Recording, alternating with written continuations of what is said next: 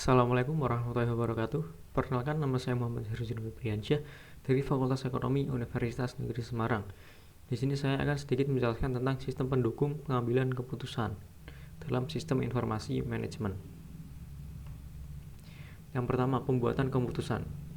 SIM, jika diartikan secara sederhana, sebenarnya adalah sistem yang memberikan informasi untuk digunakan dalam pembuatan sebuah keputusan guna menyelesaikan masalah bagi para penggunanya. Sistem adalah kumpulan dari elemen-elemen yang berinteraksi untuk mencapai suatu tujuan tertentu. Keputusan adalah tindakan pilihan di antara beberapa alternatif untuk mencapai suatu tujuan. Teori keputusan adalah sebuah area kajian matematika diskrit yang memodelkan pengambilan keputusan oleh manusia dalam sains, rekayasa, dan semua aktivitas sosial manusia. Fase pemecahan masalah. Di sini ada 4. Yang pertama, aktivitas intelijen, yaitu mencari di sekitar lingkungan kondisi yang harus dipecahkan. Yang kedua, aktivitas perancangan, yaitu menemukan, mengembangkan, dan menganalisis tindakan-tindakan yang mungkin dilakukan.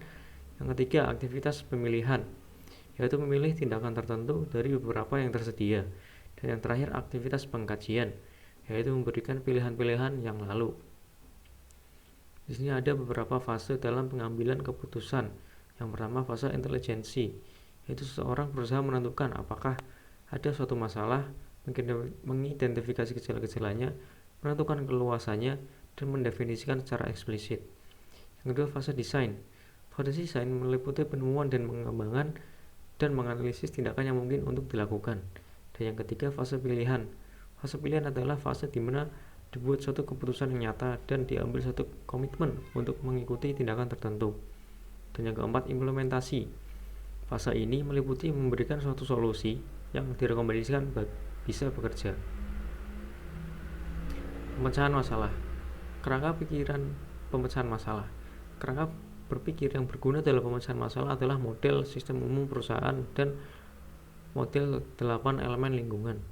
Model sistem umum sebagai kerangka berpikir perusahaan sebagai suatu sistem. Hal diidentifikasi melalui elemen-elemen terpenting yang harus ada, aliran data, informasi, serta keputusan yang menghubungkan elemen-elemen tersebut. Pendekatan sistem.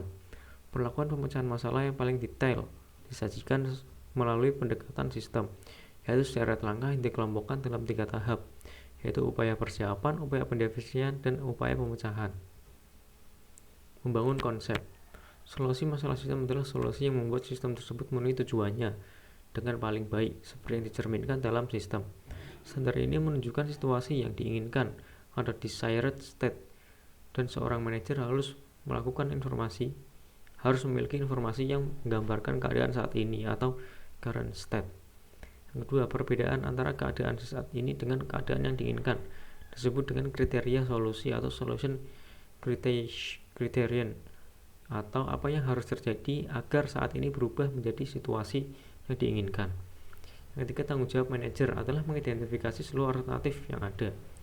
Yang keempat, setelah berbagai alternatif diidentifikasi, sistem informasi dapat digunakan untuk mengevaluasinya.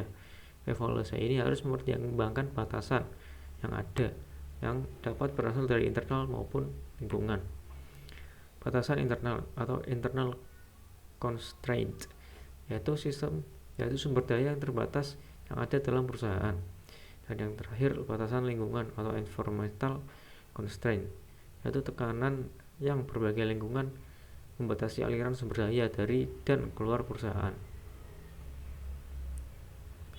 Pengambilan keputusan.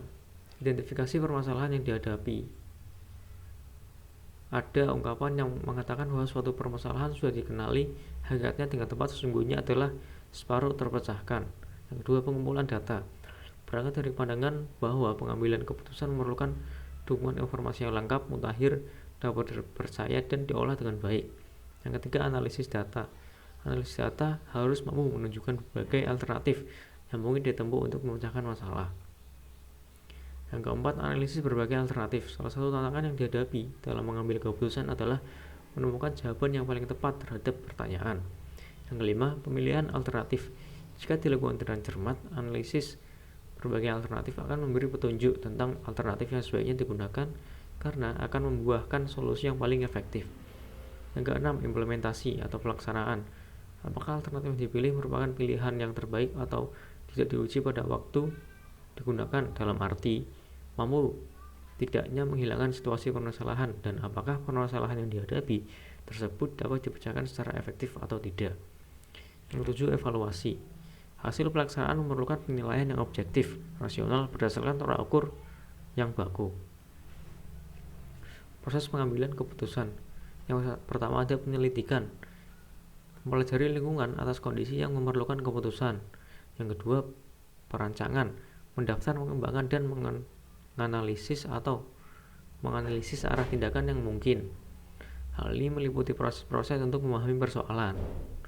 Yang ketiga, pemilihan, memilih arah tindakan tertentu dari semua yang ada. Pilihan ditentukan lalu dilaksanakan. Sistem pendukung sistem informasi manajemen. Yang pertama ada sistem pendukung pengambilan keputusan atau decision support system. Support system ini adalah sistem berbasis komputer yang interaktif yang membantu pengambilan keputusan dalam menggunakan data dan model yang menyelesaikan masalah yang tidak terstruktur. Yang kedua ada sistem kelompok pendukung pengambilan keputusan atau group decision support system. Sistem ini merupakan sistem berbasis komputer yang interaktif untuk memudahkan pencapaian solusi oleh sekelompok pengambilan keputusan atas permasalahan yang sifatnya terstruktur. GDSS ini dikembangkan untuk menjawab tantangan terhadap kualitas dan efektivitas pengambilan keputusan. Yang ketiga ada sistem pendukung pengambilan keputusan eksekutif atau Executive Support System atau ISS. Dalam ISS, sistem komunikasi dapat mengirim atau menerima email, mengirim laporan untuk mendapatkan perhatian seseorang, memanggil rapat, atau memberikan komentar ke suatu kelompok diskusi di internet. Yang keempat, sistem pakar atau expert system.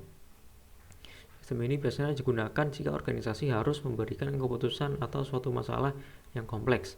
Secara khusus, IS adalah paket komputer yang memecahkan atau mengambil keputusan atas suatu masalah spesifik yang kemampuannya pemecahannya dapat sama dan melebihi suatu tingkatan kemampuan seorang pakar. Oke, itu saja yang bisa saya sampaikan. Kurang lebihnya mohon maaf. Wassalamualaikum warahmatullahi wabarakatuh.